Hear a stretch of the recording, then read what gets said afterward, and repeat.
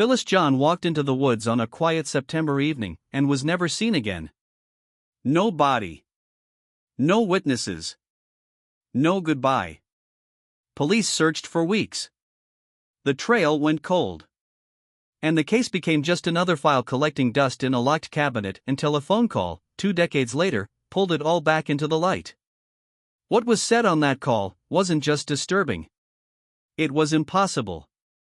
Because the person on the other end claimed to be the last one who saw her alive. And they said, Phyllis never left those woods. Today, we examine the cold case that refused to stay buried, the disappearance of Phyllis John. She was a teacher, a sister, a daughter, someone deeply loved by those around her. But in 2003, she stepped off a familiar trail in rural Washington and was never seen again. For years, there were no suspects. No motives. No leads. Only questions. In this video, we'll reconstruct the day she vanished, unpack the evidence left behind, explore the unsettling list of suspects, and reveal the phone call that turned the entire investigation on its head. If stories like this keep you up at night, hit that like button, and subscribe for more investigations that dig deeper than headlines ever could. Now, let's go back to where it all began. The year was 2003. A small town tucked in the wooded hills of Oregon, population just under 4,000, where the most excitement came from Friday night football games and the annual harvest fair. The kind of place where everyone knew everyone. Doors were left unlocked. Kids played outside until the streetlights came on. It had been nearly a decade since the town had seen any serious crime. People felt safe here. They trusted each other. Phyllis John was one of them. 24 years old. A first-grade teacher at the local elementary school. Her colleagues described her as the kind of person who stayed late to decorate her classroom, who remembered every kid's birthday, and who always brought extra gloves in the winter just in case a student forgot theirs. When she wasn't teaching, Phyllis volunteered at a local animal shelter. Every Saturday, without fail, she showed up with bags of donated food and treats she bought with her own money. She wasn't flashy, didn't seek attention, but she had a warmth that made people remember her.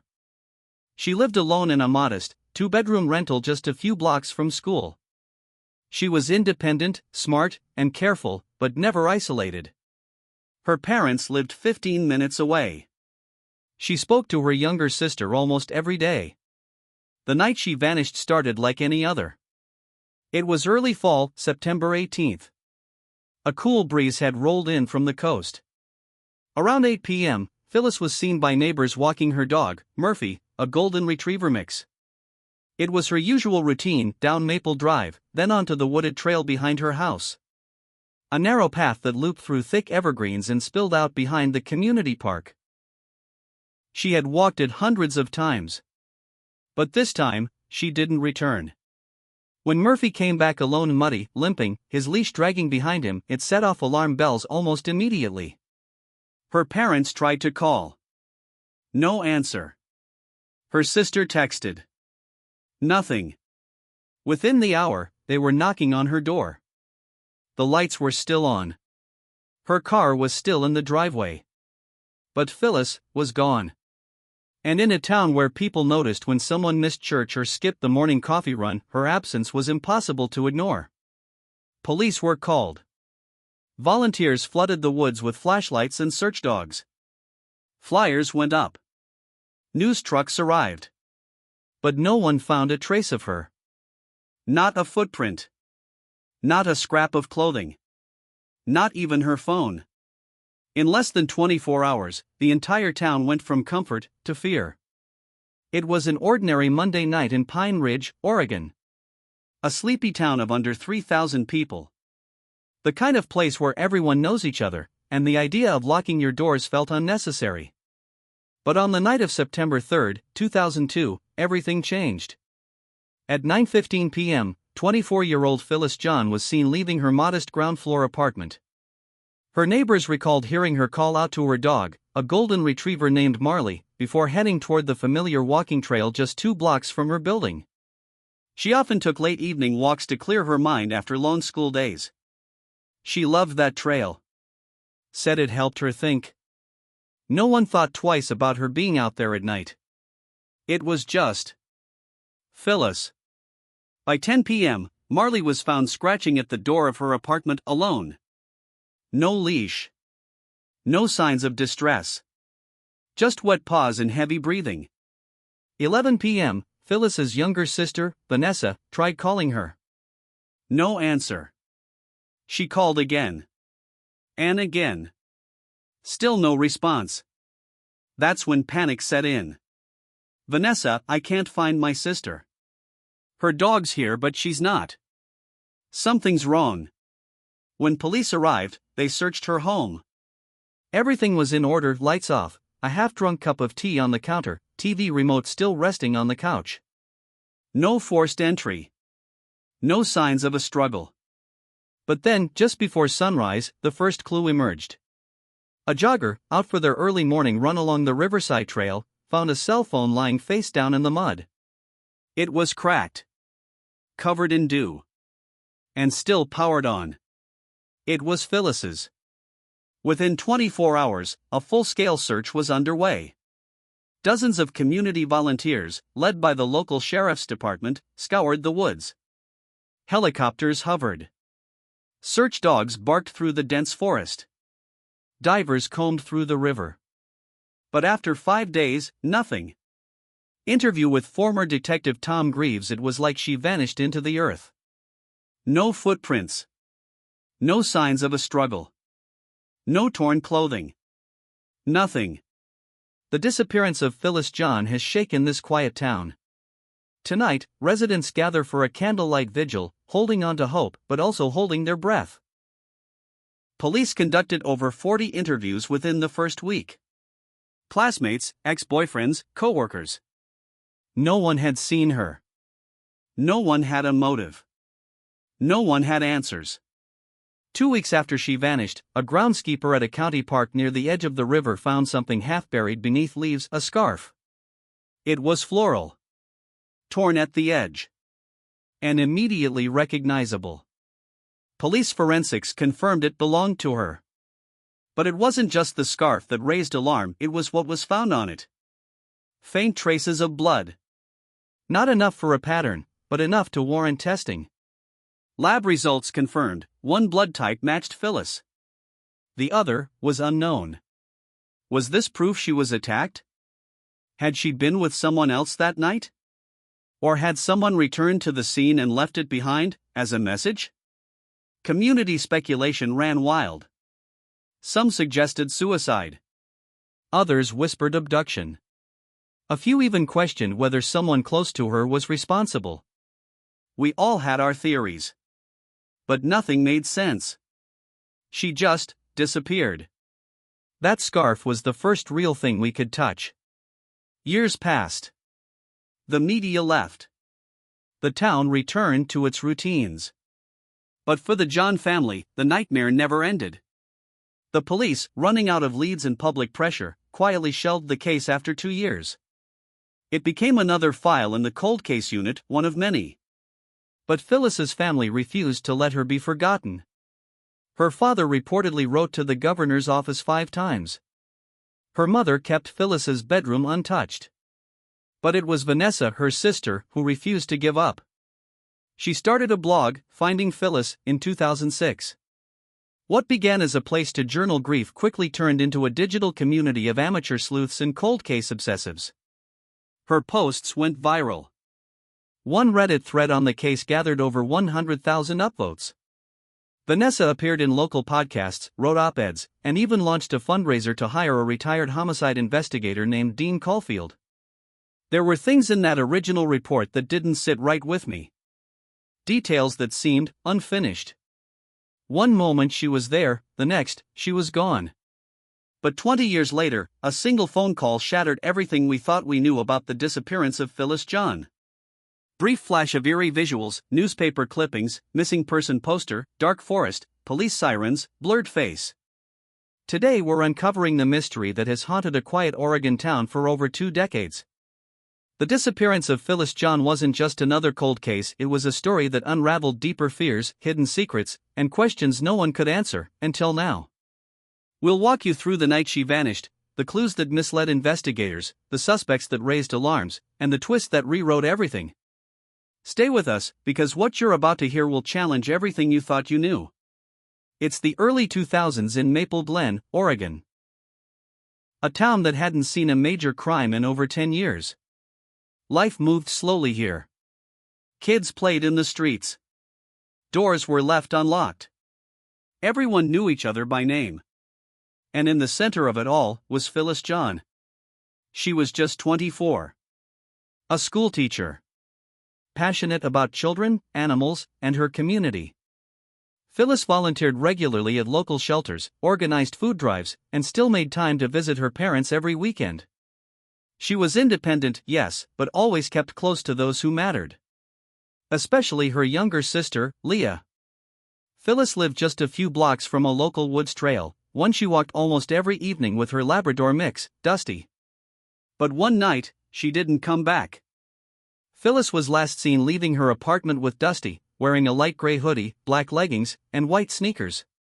She waved at her neighbor across the street, smiled, and disappeared into the trees. 45 minutes later, Dusty returned alone. The dog scratched at the front door, whimpering. But Phyllis was gone. Her sister Leah called the police, frantic. Officers arrived within the hour, but found no sign of a struggle. No broken branches. No disturbed earth. It was as if the forest had swallowed her whole. But then, a jogger found something. Phyllis's phone. Found about 800 yards from the trailhead. The screen was shattered. The case had no fingerprints. No calls made after 9:18. The next morning, a full-scale search began. Hundreds of volunteers combed the woods. Helicopters buzzed overhead. K-9 units sniffed every inch. Divers searched the nearby river. It was like she vanished into the earth. No footprints. No drag marks. No sign of her. Nothing. I can't find my sister. Her dog's here, but she's not. Something's wrong. For weeks, flyers covered the town. News vans set up outside police headquarters. But still, nothing. Then, 19 days after she vanished, a scarf was found near the riverbank. It belonged to Phyllis. A gift from her mother. But there was more, faint traces of blood. DNA testing confirmed it was hers. Then came the twist, there was another blood type on the scarf. Unknown. Unmatched. The town gathered for a candlelight vigil. But fear took hold. Was it suicide? Abduction? Revenge? Every answer only raised more questions. The case stalled. By the second anniversary of her disappearance, investigators had exhausted every lead. Her family refused to give up. They hired a private investigator. They offered a $50,000 reward. They kept her name alive. Leah, now in college, started a blog, Where is Phyllis? Her posts attracted attention. People from all over the country began offering theories. Some wild. Some disturbingly possible. Investigators turned to the person closest to her in the months before she disappeared, her ex-boyfriend, Aaron Temple. They dated for almost 2 years. Friends described their relationship as rocky. On again, off again. According to Leah, Phyllis ended things for good after a shouting match outside her school. There were no police reports, but whispers of emotional abuse. He just didn't handle rejection well. He made her feel like she owed him time, attention, everything. On the night she vanished, Aaron claimed he was home watching TV. But he lived only 10 minutes from the trail. When police checked phone records, they discovered he had made no calls or texts for a 5-hour window that night. Odd. But then, the tower ping data placed him at home the entire time. Investigators cleared him. But some still wonder, could he have had an accomplice? Then there was Rick Madden. A park ranger stationed at the Maple Glen Trail for over a decade. He knew every bend, every clearing, every place someone could disappear. Over the years, multiple hikers filed minor complaints. He made them uncomfortable. Stared too long. Walked too close. Months after Phyllis disappeared, police searched his property. Hidden beneath floorboards in his garage, they found women's jewelry. Some pieces his wife didn't recognize. One earring matched a pair Phyllis was last seen wearing. But here's the part no one talks about. 2 months later, Rick Madden disappeared. No note. No trace. His car was found abandoned 3 states away. And his cabin? Completely emptied. Some say he fled. Others believe he was silenced. As time passed, a darker theory emerged, one that pulled Phyllis's case into a larger pattern. On the night of her disappearance, a local reported seeing a white van near the trailhead. The vehicle was never identified. No license plate. No follow-up. Then came the disturbing link: 2 other women went missing in the surrounding region over the next 18 months. All young.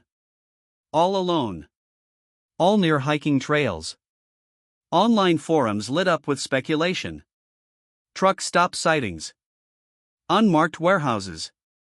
Rumors of a trafficking ring operating across rural Oregon. The FBI quietly stepped in. Questioned local truck drivers. Cross-referenced unsolved cases. But no arrests were made. No press releases. Just silence. Some believe Phyllis's disappearance was part of something much bigger and darker than anyone ever expected. 17 years after Phyllis vanished, her sister Melissa received an envelope with no return address. The handwriting was shaky, the paper worn. Inside was a single page with a chilling message: "She's buried under the orchard, near the old ranger station." The roots know. Melissa, now in her 40s, immediately turned the letter over to the authorities. Forensic analysis of the handwriting revealed nothing. The ink had faded, the paper was common, nothing traceable.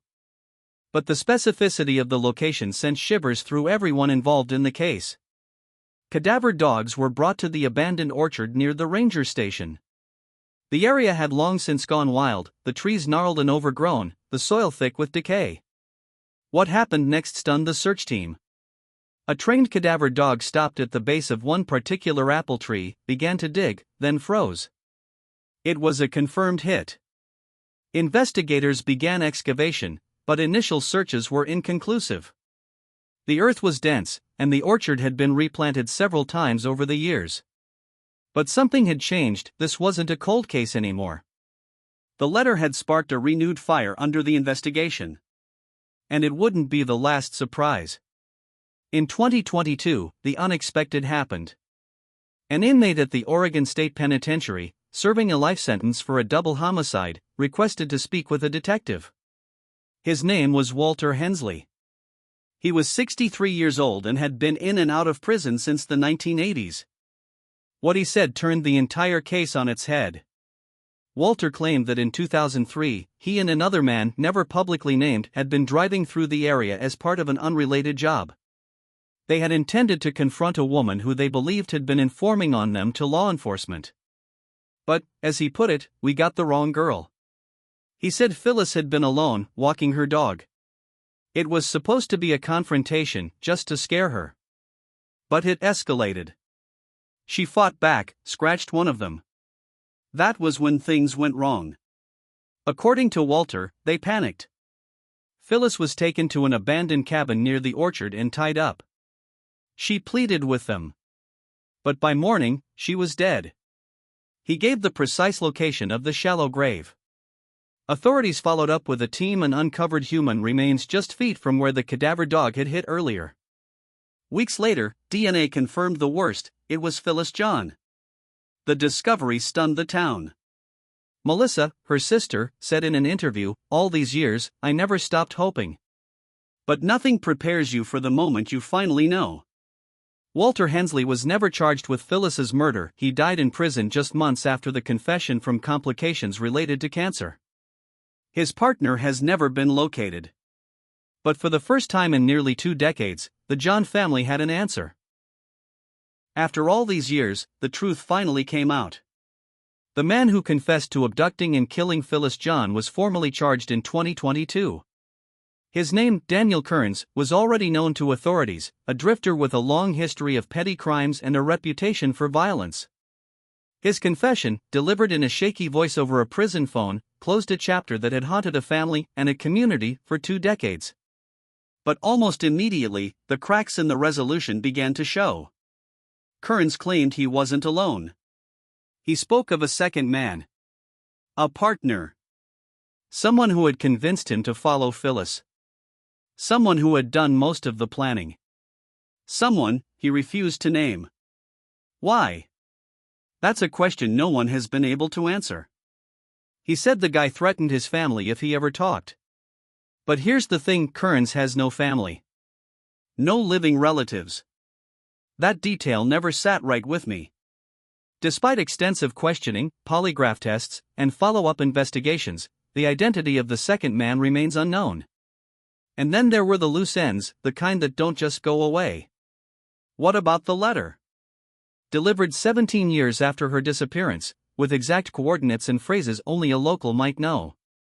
Forensic experts couldn't match the handwriting to anyone in the system. DNA swabs on the envelope came back inconclusive. There were signs the person knew law enforcement procedure.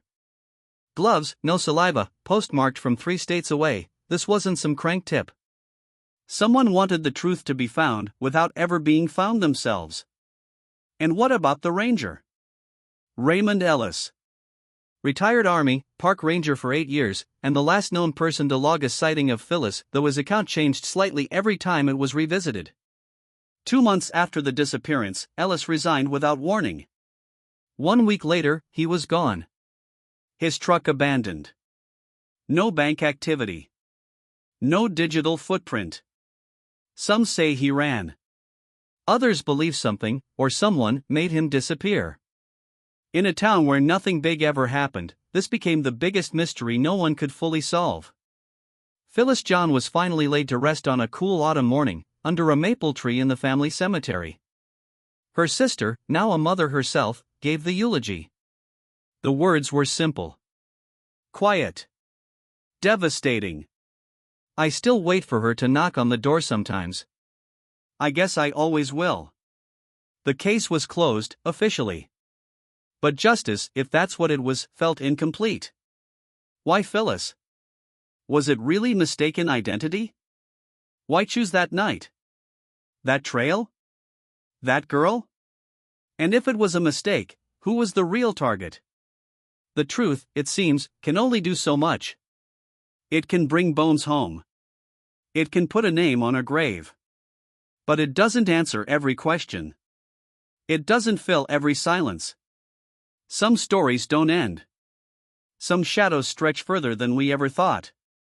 And the name Phyllis John will never be forgotten. Justice was served, but not fully. The truth is, part of this story is still in the shadows. Now that you've heard the whole story, what do you believe? Was this really just a tragic case of mistaken identity? Or did someone know Phyllis and want her gone? Could the ex-boyfriend's emotional volatility have been underestimated? Could the ranger's disappearance be more than coincidence? And what about the anonymous letter? Was it a guilty conscience, or a breadcrumb from someone watching from the shadows? Drop your thoughts in the comments. I promise, I read every single one.